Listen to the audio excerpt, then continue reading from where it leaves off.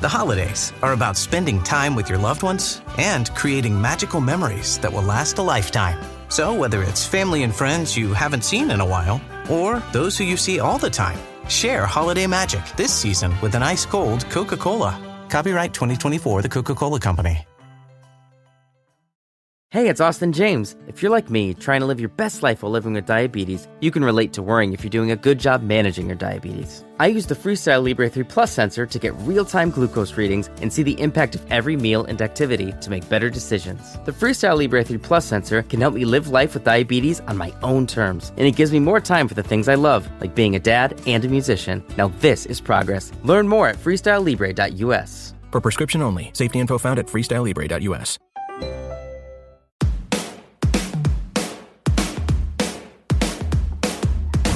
Hello and welcome to The Shift, the podcast that aims to tell the no-holds-barred truth about being a woman post-40, created and hosted by me, writer and broadcaster Sam Baker. A few months ago, I read an article that took my breath away. The author was 102 years old, and in it she wrote candidly about losing her partner in life and work after 46 years. Not because he passed away, but because he'd handed her divorce papers. That would have floored most of us, but despite being sideswiped, Dr Gladys McGarey picked herself up, started a new medical practice with her daughter, and then became a speaker, author, and all-round inspiration. And all that at the age of 70. Since then, Dr Gladys, who's known as the mother of holistic medicine, has received countless awards, including the Humanities Award for Outstanding Service to Mankind. At 85, she travelled to Afghanistan to teach rural women safer birthing practices. At her 90th birthday party, she jumped out of her birthday cake. And at 102, she became the proud owner of an adult tricycle. Who is this woman? And how does she do it? I had to know. But I finally wrote Bill, my husband, a letter thanking him for giving me my freedom, because that's what it did. I'm calling it aging into health. Now on the cusp of 103, Dr. Gladys joined me from her home in Arizona to tell me her secrets to health and happiness. We discussed aging into health, femifesting as opposed to manifesting, how divorce was the remaking of her, finding her voice at a cool 93, and why we should all spend our energy wildly. I know this isn't the first time I've said I've found my old bird role model, but seriously, Dr. Gladys is it. Well, thank you so much for coming on The Shift, Dr. Gladys. I've been so looking forward to talking to you. I'm so grateful for being asked. Not at all. Not at all. I'm going to start with a really difficult question. Sorry. In your 102 years, can you put a finger on the moment in your life that was the biggest shift, the biggest change for you? This very moment right now, because each moment of my life has been the very most important moment of that time to be lived through. Now, the time that I looked into Gandhi's eyes was a very memorable time. But as far as important times are concerned, it's each moment as I put my energy into that moment at the time to live it the fullest I can becomes the most important moment of my life. Did you always have that capacity, or is that something that you learnt? I don't think I always had it. I think I call it aging into health. I think it's something you begin to recognize each moment. If you tried to skip one moment of the entire process, you'd miss out on, we tell people to just get over it. That's foolish. You don't just get over things. If you live through them, you learn lessons from them, and they become important moments in your life. That's the way it's been for me. I had to learn that.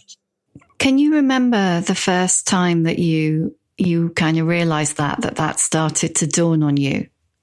Well, it's been 102 years, Yes, yeah. Well, about the time I think I've got something I really understand, then another thing jumps in on top of that. You see, my eyesight is very poor. I can't read now because my eyes have given me, so my eyesight is very poor. But as my eyesight has gotten poor, my insight has gotten better.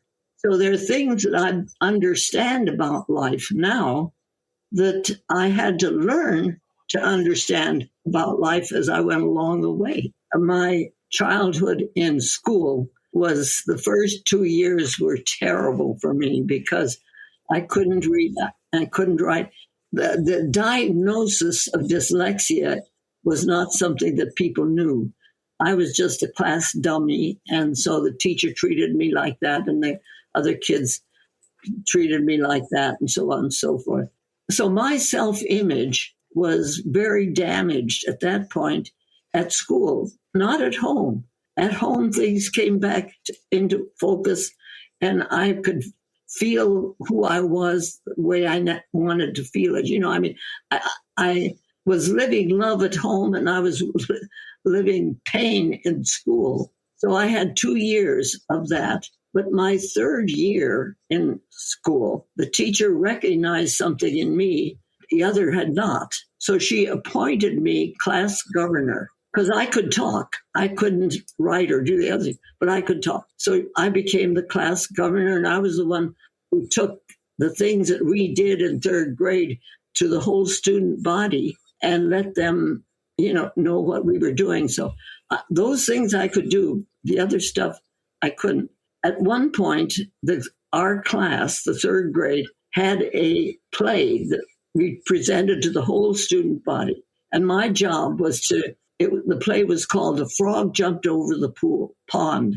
My job was to jump over the pond because a year older than the other kids in the class, because I had to stay back because I was so dumb. But, so anyway, but this was my job. My mother made me a frog suit and dyed it green. And I walked out on that stage, and I knew I was really in charge of everything. As I looked out at the audience, my 2 older brothers were in the front row of the audience, and it just threw me off my step enough that instead of jumping over the pond, I landed in it. So there I stand. My suit starts to fade, all the colors going out of that. I'm sobbing, I'm crying. I can't move. I'm just stuck. And the audience is hysterically laughing. I mean, they thought that was the funniest thing. They're all laughing. Well, of course, they were laughing at me, but I was, so I was done. I thought this was it. This is, the teacher finally came, took me off the platform, and the day went on. But when we got home at night, we were sitting at the dinner table, and my mother, who I think was probably she was my greatest teacher. My mother always could find something a little bit humorous or a little bit different if things were dark. So my brothers were telling her what was happening and what a great thing it was. I was trying to give them the eye, and they weren't paying attention to me. Finally, my mother said to them, now this was so important in my life. All right, boys, she says, now you've had your fun. What could we do as a family to help Gladys if she ever has this kind of thing happen to her again in the future?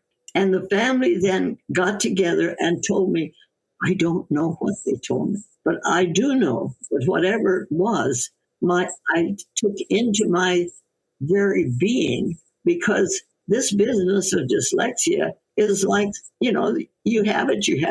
It's what's in your system. And I have stumbled getting up on a platform time after time.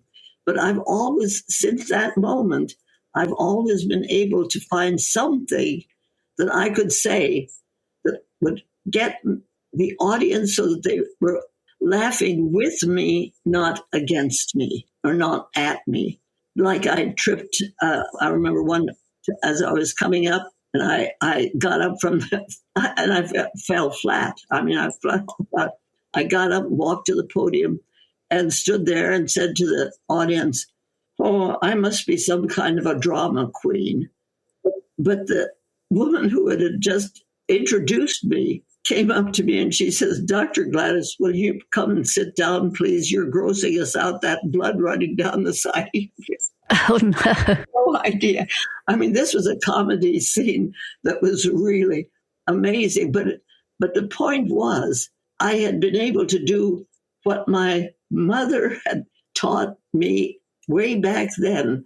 Just take the moment and use that moment, capture your audience, and then go on with what it is that you have to say. So it's taking the moment and using it in a way that positive and constructive for everybody. It's amazing when you can just do that little switch. You've made a career out of that now, haven't you? Yeah, it has to be that. Yeah. When did you discover that, what your teachers called dumb was dyslexia? Oh, I don't know. I went through medical school and it wasn't identified then, but as I got through the years of working with patients and thousands of things that I've done, it's just that when the world caught up with the world, it became part of what we did. When we started the American Holistic Medical Association, there was one time so that would have been in 78 or something, decades do this to me. We started the American Holistic Medical Association, and there were 10 of us physicians sitting around the table. As we were talking, we realized of the 10 of us, 6 of us were severely dyslexic.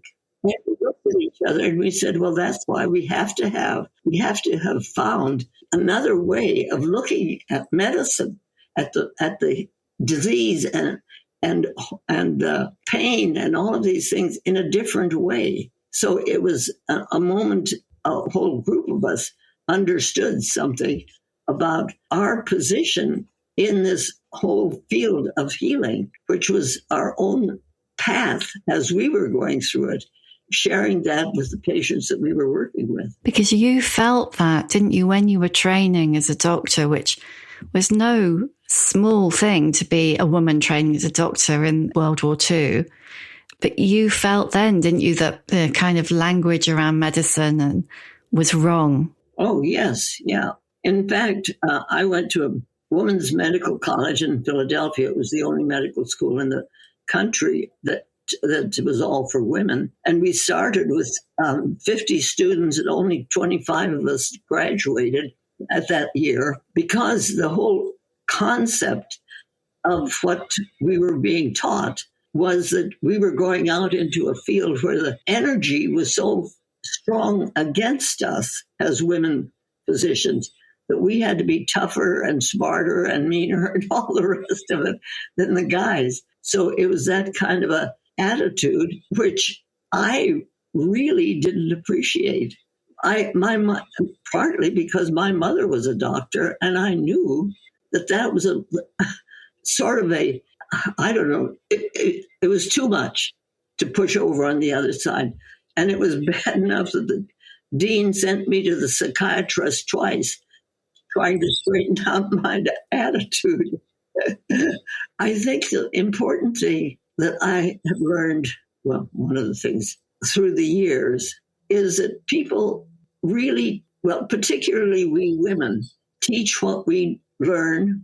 If we learn something, we teach it. And I learned through the years that if I paid attention to my dreams, both my daytime dreams and my nighttime dreams, I would get a lot of help. I was not, with all this dyslexia stuff when I was a kid and so on, my self-image, I always, through the years, I didn't trust my own voice. I would write an article, I would do a speech, but I was looking for approval from other people to say, yeah, that's good. So I must have been I guess I was about 93, like that, when I finally found my own voice. And that was a dream. Woke up with a huge crash And I didn't know what it was. I woke up, I was half in the dream, half out of the dream. But what I saw was that I was in the high Himalayas, where I went to school, but not in the high part, but in the Himalayas. But I was in a valley in the high Himalayas. On the right-hand side, there was a young woman splayed out on the ground. On the left-hand side, there was a man in the same position, huge armor, barely breathing. And the voice said to me, these two forces have been fighting each other through eons of time. It's time they opened their fingers and worked together. And that was the message I woke up from the dream, and I thought, now, wait a minute. The woman was on the right-hand side. That's the masculine side. The man was on the left-hand side. That's the feminine side. So we, in our attempt to do what we felt was so essential for us to do, almost killing each other. And it was time that we changed that whole process. So the manifestation is like Jacob's ladder. You take a step in the neck and neck. Manifestation is like a spiral. You can be up on the fifth rung and look down on the second rung and know what's going on. Our feminine nature knows how to do that. I mean, you were saying you didn't find your voice until you were 93. You had a huge upheaval, didn't you, just before you were 70 when your husband decided he wanted a divorce? I was shattered. You'd been married 46 years, hadn't you? Right. Had 6 children. We'd started the ARE clinic, which had opened up a whole idea of holistic medicine. And, we had done amazing work together. And now he was asking for a divorce. It was like everything that I had done was shattered. It was just, I felt like I was just floating in the universe. What good was all of that? However, what had happened in the process of doing that, my youngest daughter was working with us. She had just come as a physician into the practice. This, of course, has traumatized all of our children, but she was working with us. So she and I started our own practice, and we were just beginning to work with that, but I was still broken. I was really, really broken. But I was driving home from work to an empty house and all the stuff that goes with that. And I was in the car and I was crying. Not just crying, I was sobbing and I was yelling and I was letting the universe know that the things aren't right here. This is very wrong. And then I stopped my car. I pulled over to the side of the road and I'm sitting there thinking, am I going to spend the rest of my life screaming like this and feeling this broken and stuff? So it was a moment in time that the very pain that I was going through became the huge teacher. And so I truly understand that every experience that we have, the pain, the disease, the joy, the whatever, every experience we have is there for us to learn from. It's our teacher. And if we can take it and live through that, life becomes a wow. I can't tell you how exciting it is to talk to you. You have lived a whole other life, haven't you, since you were 70, and become a whole other person, a whole new person. Yeah, I claimed my voice. When I was forced by my life's process, take the responsibility. Finally, it took me a little while to do this, but I finally wrote Bill, my husband, a letter thanking him for giving me my freedom, because that's what it did. Allowed me to really look at what I was doing and how important it was to be able to claim what it was that I was claiming. I'm calling it aging into health. So how did he respond when you wrote that to him? He didn't respond. He was too caught up in his own pain to have any way of responding. But I knew what I had to do, and I did it. And whatever he did was his business. Were you ever tempted to get married again? No, people have asked me, would ask me, are you dating? And I'd say, oh, I don't want to take care of another old man. No, thank you. And they'd say, well, you could marry a younger one. I said, well, I raised 4 sons. No, thank you. As a matter of fact, I learned something. It would have been Bill's and my 86th wedding anniversary, and I woke up during the night, and I was saying, I wasn't really dreaming, but I was going back on the wonderful things that Bill and I had had. And I realized that I had the option, really, digging up the pain and the sadness and everything that I had gone through, or taking hold of the amazing things that we had done together. And so then I realized, I still love the guy. He and I did things lovingly together. And then he got taught. I decided he took a vacation. So whatever he's doing, that's his business. But what we did together was important. And if I didn't recognize that as such, I was diminishing the work that we had done together. And we had done amazing work together. If nothing else, these 6 children were amazing. But you've done your work as well. I mean, your work. Oh, yeah. You've had the children, but your work has been your life, hasn't it? And it still is, I still have work to do. I really, really am looking forward to being able to work with other people, creating a village for living medicine. Because the concept of holistic, I was in the grocery store one time and pushing my cart through it. And I heard the hardware store down the street announcing itself as a holistic hardware store. So I stopped the cart and I said, well, there you have it, It's a household word. No, they don't know what it means, but it's a household word. So we have to come up with another one. And I'd been using the word living medicine. And so now that's the word that we're using, my Living Medicine Foundation. And we are looking for and working with the concept, creating village for living medicine, where the moment you step on the land, the healing starts. And I'm finding that around the world, there are people that are thinking the same thing, that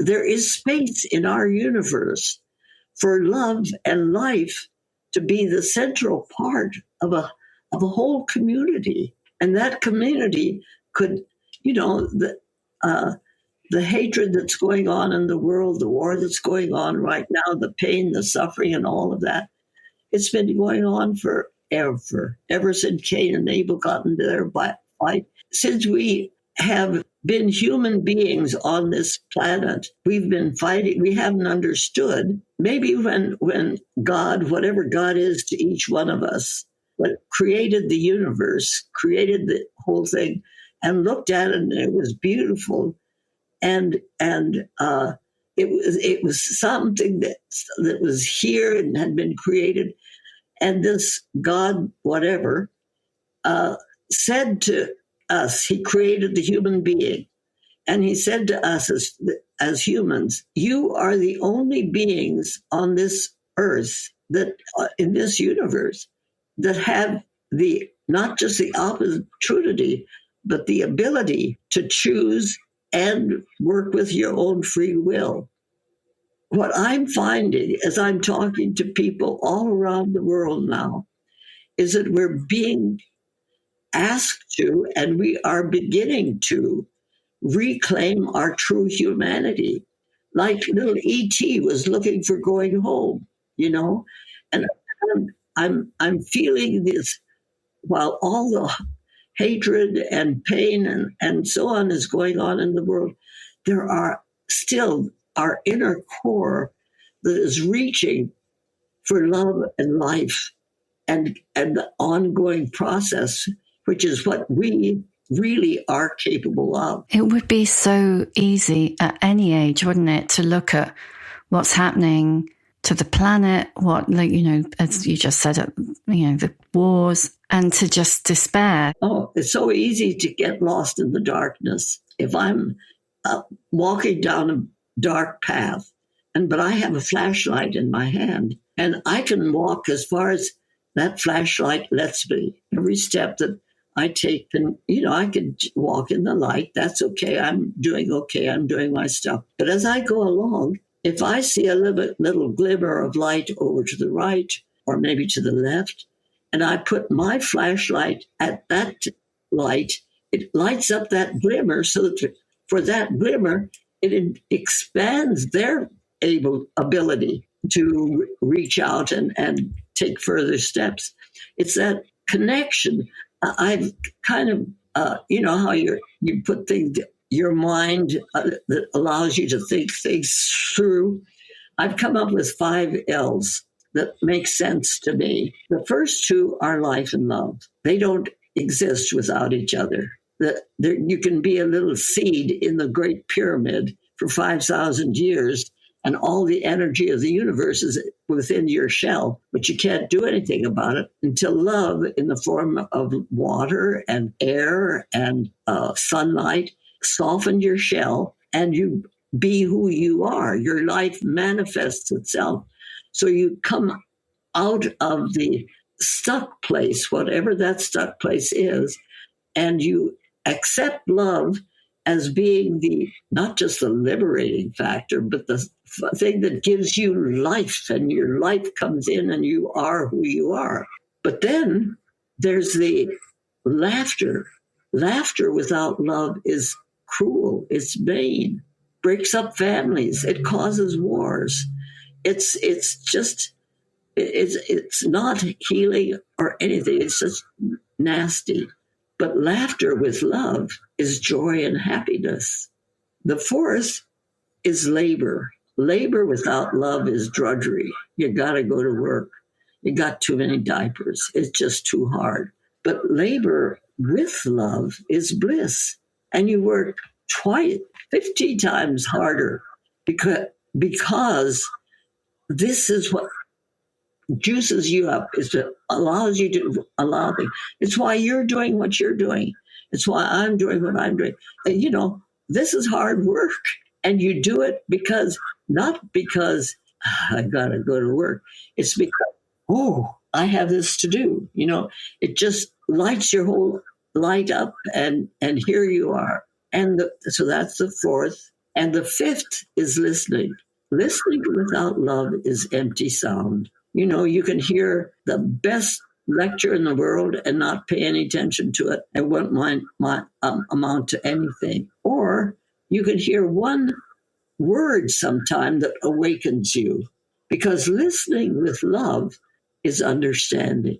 So if we can put our way of looking at life and working with what's going on in our life within the context of this, at least it gives it a little bit of a structure.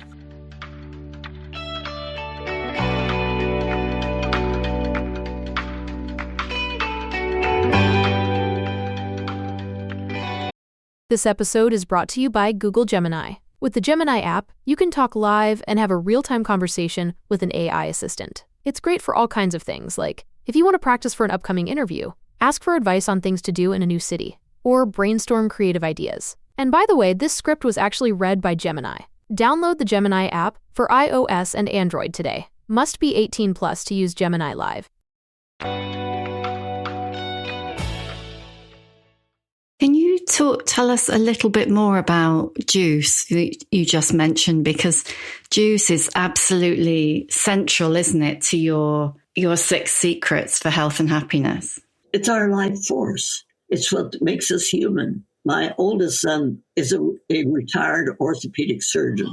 But when he came through Phoenix, ready to go down to Del Rio, Texas, start his own practice in orthopedic surgery, he said to me, "Mom, I'm real scared. I'm going into the world. I'm going to have people's lives in my hand.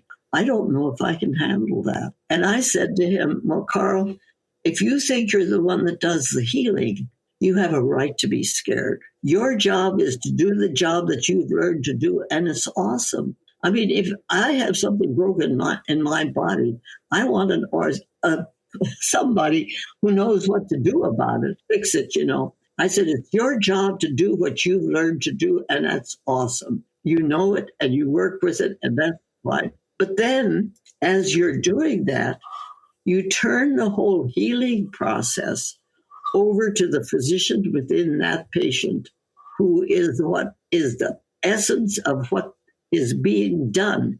It wouldn't do any good. You were just doing the thing, and then they weren't going to follow up on it. If the physician within your patient wasn't going to follow up on what you had done, you had not been able to contact with love that physician within the patient wouldn't be able to really handle that very well. And my third son has a human potential center in Austin, Texas. Okay. So he had a conference and I did a lecture and he stood up to do his part of it. And he says, well, I need to say to the audience that I come from a very weird family. And that everybody laughed. But the next person who spoke at that conference she says, I was born in Wales. And we Welsh people, when we greet each other in the morning, we don't say good morning. We say, how's your weird? Because we understand that we have in us human quality, and we want to know if the other person feels that too. So when you realize that around the world, humans who have never knew anything about each other be in Wales and say to each other, and how is your weird? And the rest of us are using the weird as like, I love that. I might adopt that. How's your weird, Sid? Oh, my weird's fine, One of the sixth secret, in fact, I think, is spend your energy wildly, which I absolutely love. Can you explain what you mean by that? Because you don't really mean just be wild with your energy, do you? No. Just running around wildly, no. Yeah. So, but not to be afraid to spend it, because you can't bank it, Life has to move and your energy has to be working or it dies. If you're not spending your energy so that it's moving and wildly, it can't go. It can't live. I had an example of this. This is what I mean by wildly, that you don't restrict. If you have the opportunity to do something, do it. If it's something that it seems to be right. I had a really good friend. We'd been friends for years. We had to put him in a nursing home because his cognitive ability was just going away. He really didn't know what was going on. So dementia was moving in and all of that. He was still a dear friend, and I went to visit him, and I took him a little plant, and I said to him, James, now this little plant, now he didn't understand. He didn't recognize what I was saying at this when I was saying it. Okay, so I said, now you put it in the window here so that it gets sunlight, but you need to give it water because it needs water. So you give it water. And he was, so I gave him the plant and I left it there. I didn't know, he may knock it down and who knows what's going to happen. But the plant, it was a reason that I loved this man and he was doing the things that, he couldn't do. Anyway, a week later, I came back and he met me at the door and he opens the door and he says, magic. And I said, what? And he takes me over to the wall where the air conditioning box was. And he says, box, you push this button and the whole room gets cool. And the plant loves it. And he says, push this button, hot. The plant doesn't love it. He had taken this little plant. I gave it to him. Why I gave it to him, I had no reason. I didn't know whether he could take care of it or not. He had taken that and was using that to connect in a way that otherwise he couldn't connect with the world around him. It's using it however the opportunity is. Show love and let yourself be part of other people around, part of your community. We all need each other. We don't do well if we're totally isolated. So allowing it to be something that really makes no sense. I mean, I had no sense in giving him that little plan, but look what it did. It's because when you do something with love and you're not second guessing yourself, you're not thinking, well, that's stupid, or, and limiting it, thinking that you have to bank it or save it or something. You can't save it. You have to use it. Society, I guess, is so driven by how things look rather than how they feel. And I think a lot of women are still quite anxious about aging. What would you say to them? Well, I call it aging into health, because the whole longevity part of medicine right now is a big thing. People are talking about longevity, having conferences about longevity and all of that. And I think that's wonderful. I think longevity, just for itself, it's like I have a really good friend, really doesn't understand what she and I have been talking about for eons. She now is in her late 90s, and she said to me a month or so ago, I get up in the morning and I think, another day. So she's dragging herself through the whole process of aging. For me, it's such an amazing time to get up and realize that the sun did come up, and I've got stuff to do and I need to move my body. I try to walk 3,800 steps a day. I don't always make it. It's because my body has to move. If I just get up and go sit in my chair, which I can do, no, my body has to move. Not only my body, but my mind. If I can't read, I can listen to audiobooks, and that's what I'm doing.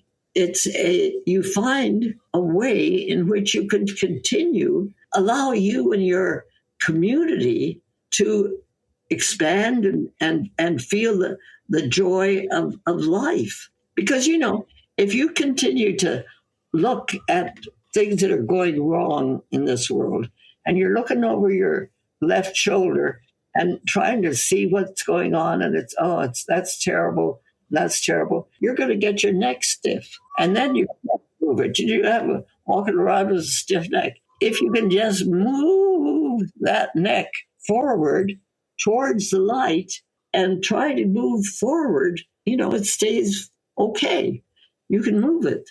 It's so true. So true.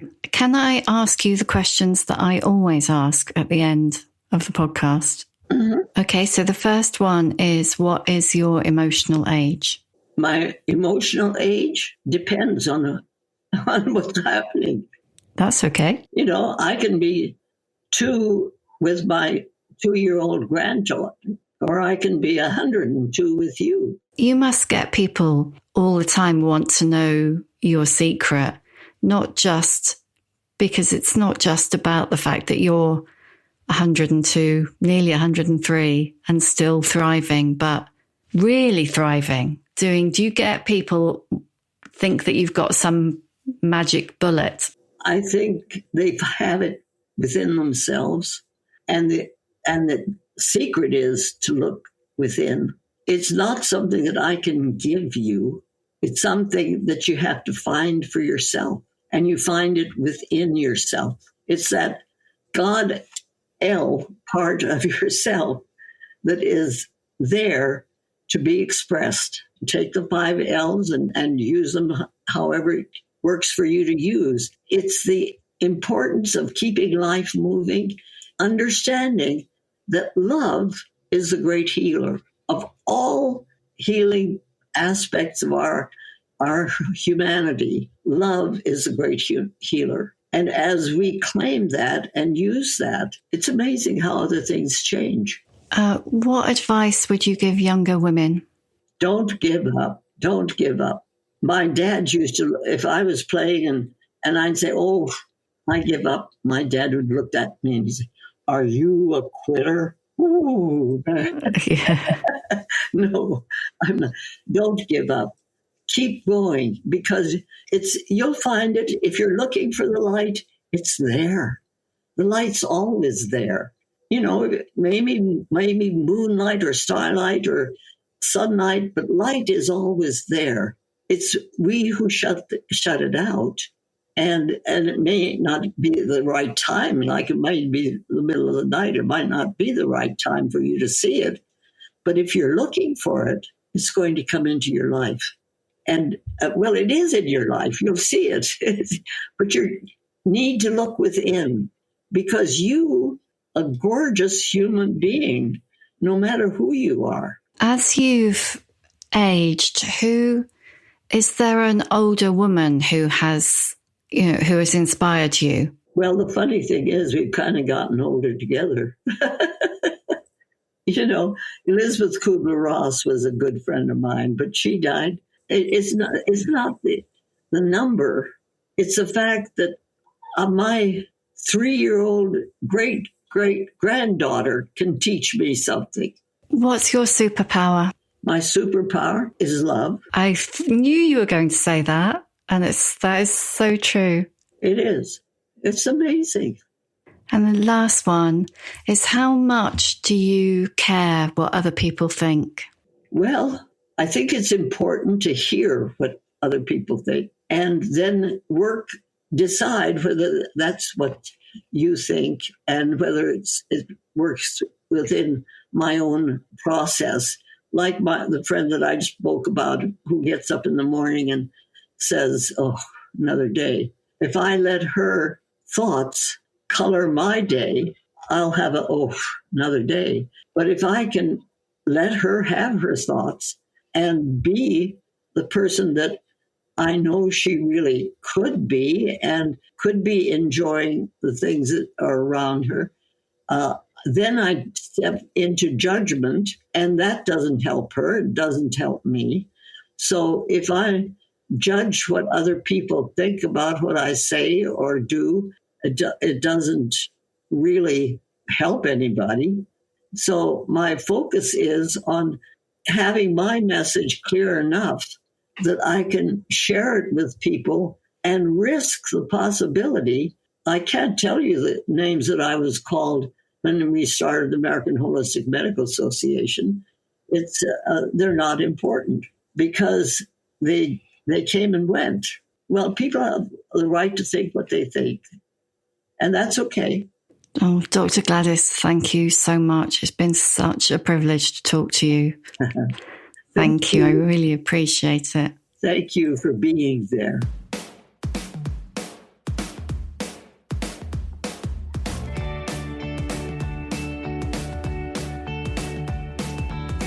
Thank you for listening. If you loved this episode, you might also like my conversations with Hilma Wolitzer and Isabel Allende. You'll find a link to them in the show notes. You can hear a new episode of The Shift each Tuesday, wherever you get your podcasts.